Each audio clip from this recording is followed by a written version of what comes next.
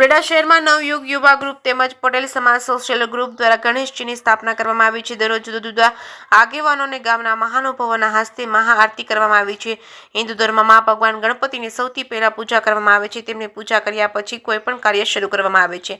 હિન્દુ ધર્મમાં ગણપતિના માત્ર એક નહીં પરંતુ 12 સ્વરૂપો છે અને કહેવાય છે જો કોઈ વ્યક્તિ પોતાની ઈચ્છા અને મનોકામના પૂરી કરવા માટે ગણપતિ બાપા કોઈ ખાસ સ્વરૂપની પૂજા કરે ત્યારે ઉપલેટામાં નવયુગ ચોખાથી નવયુગ યુવા ગ્રુપ દ્વારા ગણેશજીની સ્થાપના કરવામાં આવી છે।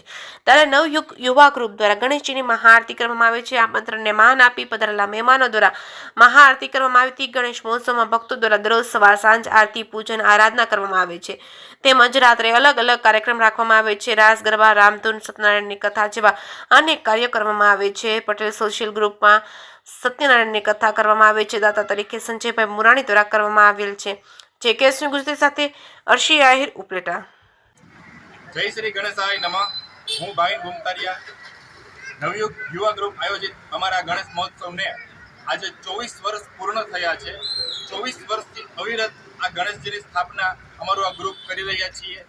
આવતા વર્ષે 25 વર્ષ પૂર્ણ થવાની ખુશીમાં અમે લોકો સિલ્વર જ્યુબિલી મહોત્સવ ખૂબ મોટા પાયે અને સમગ્ર ઉપલેટાના સહયોગથી આ કાર્યક્રમને ખૂબ સારી રીતે અમે અહીં આયોજિત કરવાના છીએ।